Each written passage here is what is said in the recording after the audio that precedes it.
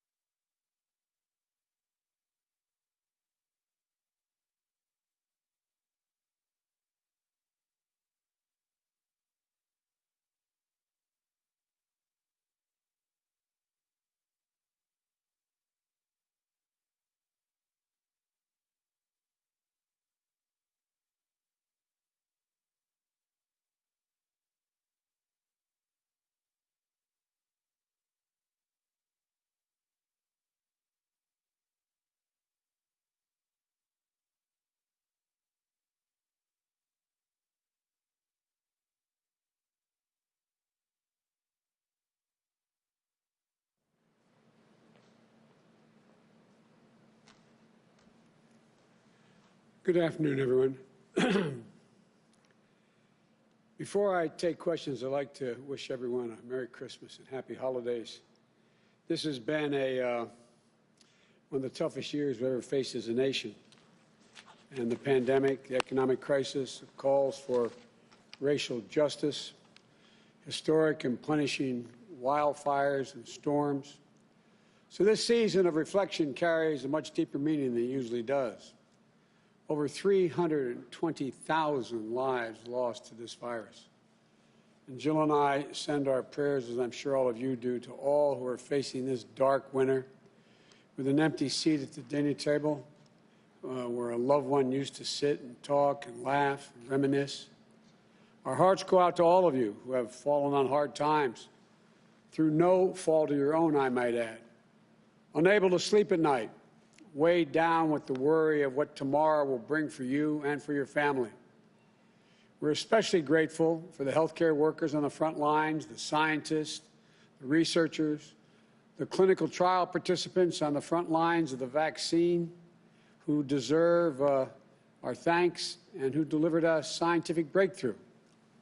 And for all of you who have deployed family members in the military, we know what it's like. We know what that experience is like, how difficult it can be, especially at this time of the year. Our family knows your sacrifice, and our hearts are always with you. But keep the faith. Throughout this year, we had to forego many of our favorite holiday traditions we have as families, as communities, and as a country. For the Bidens, we usually have 20 to 25 family members over for Christmas dinner. And then the immediate family, 14 of our kids and grandkids and their spouses for coming down the stairs on Christmas morning, but not this year. Like we did over Thanksgiving, we all have to care enough for each other that we have to stay apart just a little bit longer. I know it's hard. We have a long way to go, but we're grateful that we've got the vaccine. And yesterday, in an effort to instill some confidence in the vaccine, I had my shot administered in public, and I got a chance to thank all those nurses and docs at Christiana Hospital for what they've been putting up with and doing for so long. I look forward to the second shot, and I have absolute confidence in the vaccine. But we're in short supply. Taking the vaccine from a vial into the arm of millions of Americans is one of the biggest operational challenges the United States has ever faced. We're 300 million people. And we're going to take many more months for that to happen. In the meantime, this pandemic rages on.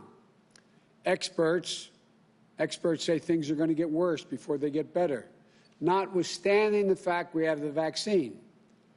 As you all know, we're averaging a death rate of close to 3,000 people a day. That means we're going to lose tens of thousands of more lives in the months to come. And the vaccine won't be able to stop that. So we'll still have to remain vigilant. We need everyone to mask up, stay socially distanced, avoid large gatherings, particularly inside. We need to work in a bipartisan way. That's the only way we're going to get through this in tough times. And we have our first hint and glimpse of bipartisanship. I applaud the Congress, their economic relief package that included funding for vaccine distribution, much-needed temporary relief for workers, families, and small businesses. In this election, the American people made it clear they want us to reach across the aisle and work together on matters of national concern to get something done. And I believe that to be the case from the very beginning of my campaign, and I'm happy to see members of Congress heeding that message as well from their own constituents. Leaders in both House and Senate, both parties, deserve credit for making the hard compromises to get this done. But like all compromises, it's far from perfect. But it does provide vital relief at a critical moment. However, as I've said all along, this bill is just the first step, a down payment in addressing the crises, more than one, that we're in. There's a lot more work to do. Early next year, I'm going to put forward to the Congress my plans for what comes next. We'll need more help to fully distribute the vaccine. We're going to need more testing in order to be able to open our schools. We're going to need more funding to help firefighters and police, many of whom are being laid off as I speak. And the same with nurses, risking their lives in the front lines. The same for millions of hurting families who are unable to put food on the table, pay rent or the mortgage. Unemployment's extended for another 10 weeks. It's going to take a lot longer than that. But Congress did its job this week. And I can and I must ask them to do it again next year. But even with the changes in approach I'm going to put in place in late January, people are still going to be getting sick and dying from COVID. One thing I promise you about my leadership during this crisis, I'm going to tell it to you straight. I'm going to tell you the truth. And here's the simple truth. Our darkest days in the battle against COVID are ahead of us, not behind us. So we need to prepare ourselves to steel our spines. As frustrating it is to hear, it's going to take patience, persistence, and determination to beat this virus. There'll be no time to waste in taking the steps we need to turn this crisis around. My administration will start to do its part on our first day in office with masking requirements, a new strategy for testing, accelerated protection, protective gear. And we're going to challenge Congress and the American people to step up immediately as well to do their part. As with the relief bill passed by Congress, there's another challenge which my administration will confront on a bipartisan basis: a massive cybersecurity breach against the U.S. companies, many of them, as well as federal agencies. And there's still so much we don't know, including the full scope of the breach or the extent of the damage it has caused. But we know this much. This attack constitutes a grave risk to our national security. It was carefully planned and carefully orchestrated. It was carried out by using sophisticated cyber tools. The attackers succeeded in catching the federal government off guard and unprepared. Foreign actors have been working this breach since late last year, at least last year, setting the landscape to compromise our systems, scraping up sensitive information from our world-class tech sector and from private businesses and from United States government agencies. The truth is this: the Trump administration failed to prioritize cybersecurity. It did that from eliminating or downgrading cyber coordinators in both the White House and at the State Department, to firing the director of Cyberspace and Infrastructure Security Agency, to President Trump's irrational downplaying of the seriousness of this attack. Enough's enough. In an age when so much of our lives are conducted online, cyber attacks must be treated as a serious threat by our leadership at the highest levels. We can't let this go unanswered. That means making clear and publicly who is responsible for the attack and taking meaningful steps to hold them in account. Initial indications, including from Secretary Pompeo, Secretary of State, and Attorney General William Barr, suggest that Russia is responsible for this breach. It certainly fits Russia's long history of reckless, disruptive cyber activities. But the Trump administration needs to make an official attribution. This assault happened on Donald Trump's watch, when he wasn't watching. It's still his responsibility as president to defend American interests for the next 4 weeks. But rest assured that even if he does not take it seriously, I will. While I'm disappointed by the response of President Trump, I was pleased to see leaders in both parties in the Congress speak out loudly and clearly on this attack. Again, I want to thank prominent Republicans in the Senate, particularly for speaking out. It's a sign a sign that with the new administration, we can confront these threats on a bipartisan basis with a united front here at home. That should be encouraging to the American people and a warning to our adversaries. In the meantime, the President's team for the next 4 weeks need to cooperate fully, which they haven't been doing, to share information that becomes available on both the impact and our response to ensure a smooth transition to protect the American people as administrations change. Over the next month, I intend to continue focusing on building my team so that the right people are in place on day one of my administration to take over this effort, to prioritize cybersecurity across the board. And I'll consult with experts to plan for the steps that my administration will take in order to secure our systems, improve our cyber defenses, and to better withstand future attacks that we know will come, and to impose cost on those who conduct them. And I fully expect bipartisan support from this based on what we've heard so far. Our adversaries are highly capable.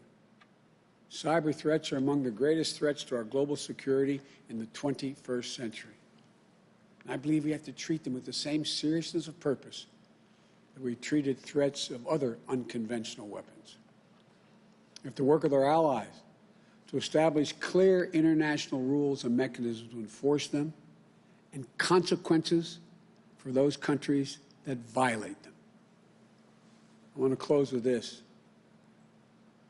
As I look at the first of what will be millions of vaccinations going in the arms of Americans after hundreds of thousands of lives lost, a Congress finally passing an economic relief package after months and months of delay, and a new urgency for a bipartisan approach to cybersecurity after years of a president who refused to stand up to our adversaries and hold them accountable. I'm reminded of the quote of this season from a Jesuit priest named Alfred Delp. He wrote, quote, "Advent is a time for rousing." Delp believed that first we are shaken to our depths, and then we're ready for a season of hope. As a nation, we've certainly been shaken to our depths this year. Now it's time to awaken, to get moving, time for hope. We've gotten through tough times before in this nation. We'll get through these difficult times as well. And we'll do it by coming together, by working with one another, by being, you've heard me say many times, but we are at our best, the United States of America. There are certain things that rise way above partisan differences that threaten the United States. There are national security interests that require us to cooperate. And I'm confident we'll be able to do that. After a year of pain and loss, it's time to unite, to heal, to rebuild. For all those who are suffering right now, who've had enormous loss, and lie awake at night wondering what tomorrow's bring, I'd say, well, God bless you all, and I promise you, we're going to continue to push as hard as we can to finish the job. May God bless you all. May God protect our troops. Merry Christmas and happy holidays to you all. Now I'll be happy to take some questions. Megan, I'll let you tell me who's...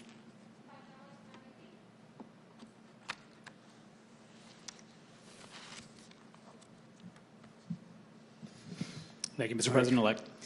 President Obama once referred to this emerging cyber battlefield as the Wild West. President Trump, in commenting on this most recent breach, said the situation was well under control. Given what you just said about this, that it represents a grave risk, do you believe it also represents an act of war, and will you respond in kind if so? The answer is, first of all, it is a grave risk, and it continues. I see no evidence that it's under control. I've seen none. Heard of none. Defense Department won't even brief us on many things. So I know of nothing that suggests it's under control.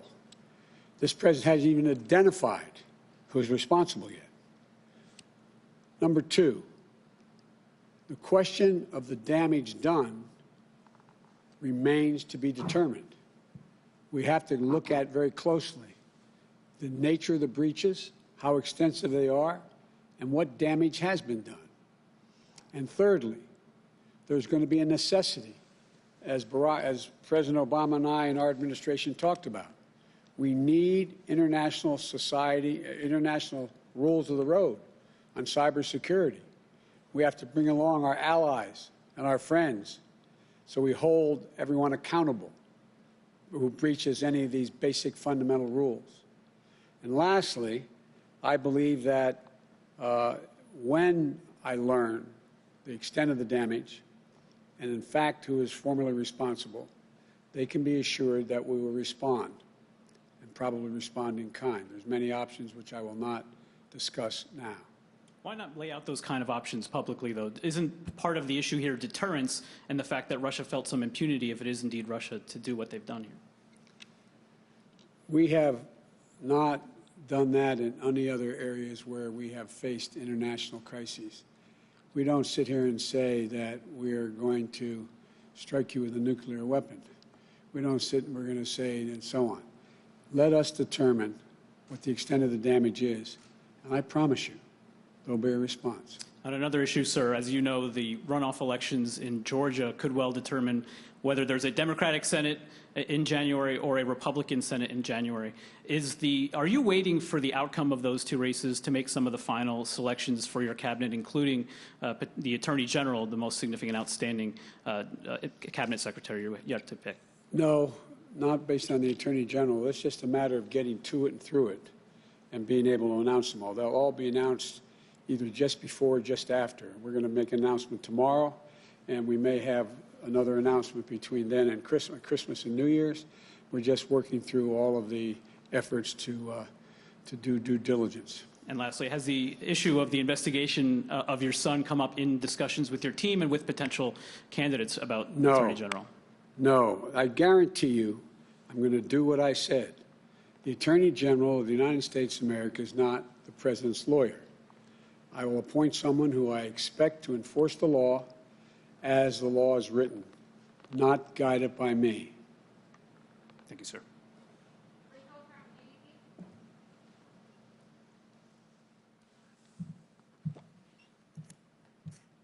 Thank you, Mr. President-elect.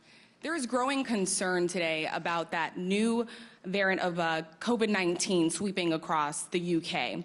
Should the United States right now impose a travel ban on flights coming in from the UK? As you know, there already is one, unrelated to that finding that new strain, number one.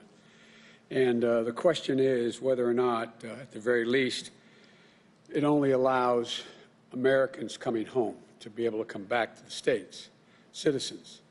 One of the things I'm waiting to get a response from my COVID team is whether or not we should require testing before they get on an aircraft to fly home, number one. And number two, when they get home, should they quarantine? That's my instinct, but I'm waiting to hear from my experts right now. You talked about how you want to propose a new COVID relief plan when you do take office. Yes. It took more than 6 months for Congress to reach this new deal. Americans are suffering at this moment. How can you assure Americans that relief will come and come soon? You all asked the most interesting questions. Have you ever known anyone in the history of the United States of America that could be president and assure exactly what the Congress is going to do? So I can't assure anything, but I can tell you what I expect. I fully expect on those critical issues that we're facing, number one, being able to get all the work we need done and all the funding to be able to get that vaccine in everyone's arm, and that's 300 million people. We'll get that done because you're going to see that the responsibility has already been recognized by the Republicans and Democrats in the Congress because the constituency is going to demand it, number one. Number two, all those people are out there hurting and lost jobs through no fault of their own. They've extended unemployment for 10 weeks. Simply not sufficient. Necessary to get it done, to get through the holidays, but I predict to you we'll get cooperation and get that done. I've been arguing from the very beginning and told how, I love it, it makes me sound so much younger, how naive I am about how the Congress works. I think I've been proven right across the board. The things that are left to deal with, from employment to people needing unemployment insurance, to the ability to have access to health care, the ability to get the treatment for free, et cetera. All of that is something that the public is not going to stand for us not doing. And I think with Donald Trump not in the way, that will also enhance the prospect of things getting done. Will your plan include a new round of stimulus checks to the American people? And if Yes. so, for how much? Well, look, that's a negotiating issue, but it will. Yes, it will. And I think, by the way, I think we owe Bernie Sanders and his Republican colleagues thanks for getting not all the stimulus we looked for, 1,200, but getting 600 done. So I think you're seeing that there is a clear understanding that these issues go beyond any ideology. People are desperately hurting, and the Republicans are hurting as badly as Democrats.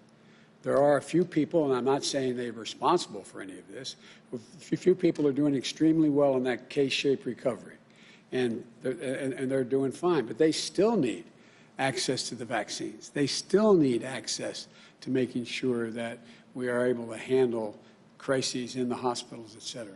So I think they're on the things relating to vaccine distribution, which is going to cost billions more dollars. It's simply going to cost billions more dollars. We need national standards to lay out to help governors determine how they're going to get that vaccine throughout their communities, number one. Number two, we're going to need to take care of those people who, through no fault of their own, are unemployed. They've worked like hell, but they have no job because of the COVID crisis. And thirdly, we're going to have to begin to rebuild the country. We can't wait. We can't wait to rebuild the economy. We're going to have to start doing that now on infrastructure programs and a whole range of other things. I think the sort of the dawn is broken on the vast majority of people. There are still people who don't want to help. There are still people who are insisting my way or the highway.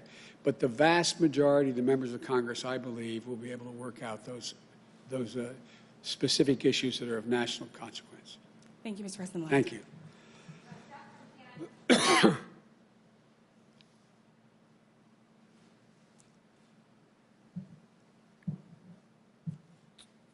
Mr. President-elect, thank you. Thank you. I'm still not sure if I heard you say specifically, though, sir, what is your ask of the Congress? In just 1 month's time, what is your ask of the Congress after you have watched over these many months when people in your party as well did not necessarily act as quickly as some Americans would have liked? What is your ask, sir? My ask will be laid out there in detail, but it relates to four things. Number one, making sure we have all the money we need to get the vaccine to 300 million Americans at a minimum over the next year, the next calendar year. Number one. Number two, making sure that all those people who are unemployed through no fault of their own because of the COVID crisis, and small businesses and big businesses, et cetera, shutting down, that they continue to be able to live day to day. They don't engage in food shortages. They're not in a position where they get thrown out of their homes. I would also be asking for a moratorium on being evicted from your homes for failure to pay rent, moratoriums on relating to the issue of whether or not your mortgage are being paid. Thirdly, I think it's critically important we provide all of the PPE as well as the direct payments to small businesses and others to be able to stay open, to be able to keep their people employed. That is something that's going to increase as time moves. And lastly, we're going to need to make sure that we're in a position that we can provide for the opportunity for people to begin to go back to work and get new jobs, developing infrastructure. Given the narrow majorities in the House and Senate, you've watched many administrations come and go. Do you believe that you will have a honeymoon to get things accomplished? I don't think it's a honeymoon at all. I think it's a nightmare that everybody's going through, and they all say it's got to end. It's not a honeymoon. They're not doing me a favor. I'll ask you a rhetorical question I don't expect you to answer, and that is, do you think that Republicans who are losing their businesses, do you think Republican constituents out there who can't pay their mortgage, do you think they're not letting their Republican representatives know they got a problem? Do you think the person who just lost a family member and is worried about losing another one, who happens to be a Republican, a staunch Republican, isn't telling his or her Republican senator or state representative, you've got to help, you've got to get something done? Do you think all those people who are making judgments of whether or not my child will be able to go to school and I have to stay home and I can't go to work, therefore I have no income, are all Democrats? I think there's just been a dawning here. And look, you have a different team in town. You have a different team in town. I'm not going to villainize the opposition, but I'm going to stand and say this is what we got to do, because they know it. They know it. It's not like I'm saying what we want to do is we want to make sure that we are going to sign a new trade agreement with A, B, or C. This is life and death. That's why I believe we'll get it done. Sir, if I could ask a follow-up to the Attorney General decision. You and President Obama selected Eric Holder on December 1st. Every recent president has selected their Attorney General by this point. What is taking you so long to make this critical decision? And do you believe that this is a time in the post-Trump era where you need someone who is not steeped in politics, who may have a life's work above or beyond politics? The answer is, first of all, we've gone faster than everybody in the total cabinet. So not President Obama and yourself, sir. The whole cabinet? The whole cabinet. The whole cabinet? Well, there were a few missteps on commerce, as you remember, but I do. I'm sure. I didn't want to raise them, though. Right. But look, this is, we're looking for a team who will instill the greatest confidence in the professionals at DOJ to know once again that there is no politics. There's no politics. As you know, there's been a great debate about, in every single appointment, whether or not there are enough African Americans, enough Hispanics, enough Asian Pacific Americans, enough people who are new and young. So we're just working through it. It's not by design. There's not an obvious choice in my mind. Thank you, sir. Thank you. Merry Christmas. Merry Christmas. Hi, Mr. President-elect. Hey. You just spoke about your confidence that it'll be possible to get things done once President Trump has left office.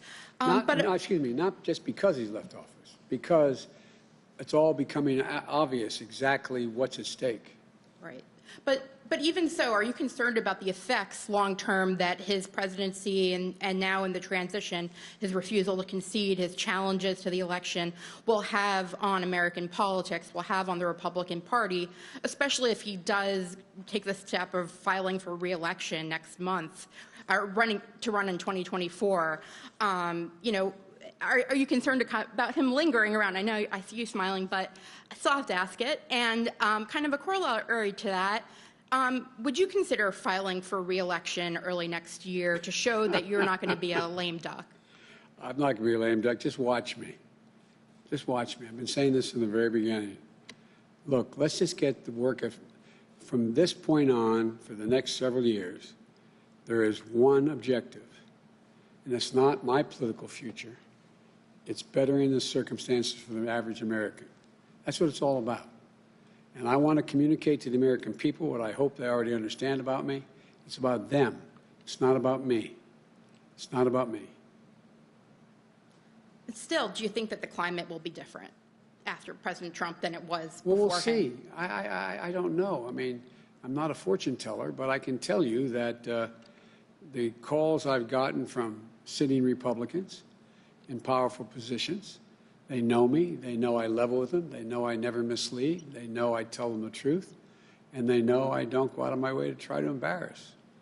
And in terms of the transition, are there areas where the Trump team has not been cooperative that have not been made public? We've heard a bit about the issues at the Pentagon last week. Are there other areas that you think the public should be aware of? There are other areas. I'm not sure it's relevant whether the public should be aware of. Look, what I'm trying to do is pull together the political parties that are in the Congress that know that we're facing 4 serious crises. And we have to address all of them. None of us are going to get all we want, but we can make real progress. And so my focus is on uniting, not emphasizing the divisions. Thank you. Thanks.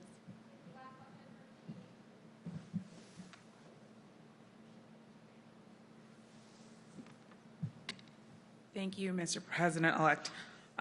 Russia, as you said, is suspected of carrying out this massive cyber hack.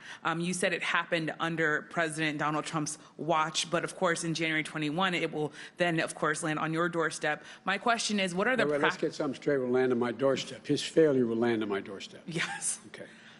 What are the practical implications of overseeing a government where experts say it could take years to know where the hackers went and years to remove them? How can you ensure that the systems will be safe given what experts are saying? I can't ensure, but I can demand, based on the experts both here and among our allies, what is needed to find that out.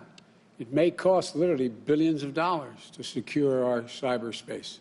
It may take a great deal to get it done. First and foremost, it takes people who are knowledgeable and vigilant about what is happening and how it's happening. And so I'm just going to do all that need be done, to determine, A, the extent of the damage, B, the nature of how it occurred, C, what I should be doing internally in terms of my administration to protect against it in the future, and number 4, getting together with our allies to try to set up an international system of what constitutes appropriate behavior in cyberspace and get us all to get to the point where we all hold any other country liable for their breaking out of those basic rules. And just to be clear at the top of that, did you say you couldn't ensure that the systems would be safe when you came into office then? Of course I can't. I don't know what the state of them is. They're clearly not safe right now. And then between now and January 20th, the likelihood of my being able to garner all the information, the extent and depth of the violations, exactly how the codes or how it were breached, what was done, is not within my power to do that. But it will be an overwhelming focus for my administration. And my other question is on immigration. Yes. I was just reading about the fact that officials in your transition, Jake Sullivan, Susan Rice, they say you won't be immediately rolling back Trump immigration policies. And I stress immediately. There are some immigration advocates who say, why not roll back the Remain in Mexico policy? Why not roll back the asylum restrictions? What is your timeline for rolling back some of the specific Trump administration immigration policies? I've already started discussing these issues with the President of Mexico and our friends in Latin America. And the timeline is to do it so that we, in fact, make it better, not worse. The last thing we need is to say we're going to stop immediately the access to asylum the way it's being run now and end up with 2 million people on our border. It's a matter of setting up the guardrails so we can move in the direction. I will accomplish what I said I would do. A much more humane policy based on family unification, but it requires getting a lot in place and requires getting the funding to get it in place, including just asylum judges, for example. So it's a matter of it will get done, and it will get done quickly, but it's not going to be able to be done on day one, lift every restriction that exists and find out that, and go back to what it was 20 years ago, and all of a sudden find out we have a crisis on our hand that complicates what we're trying to do. Would you say to immigration, what would you say to immigration advocates then who say maybe you're possibly dragging your feet too and it might take too long? Or it sounds like you're saying you need to be patient. Look at me. I've never told them anything I haven't done. I'm working with them now. We're dealing with some of those very organizations as we speak. And I will do what I said. It's going to take not day one, it's going to take probably the next 6 months to put that in place. Thank you so much. Thank you. Merry Christmas, everybody. Thank you.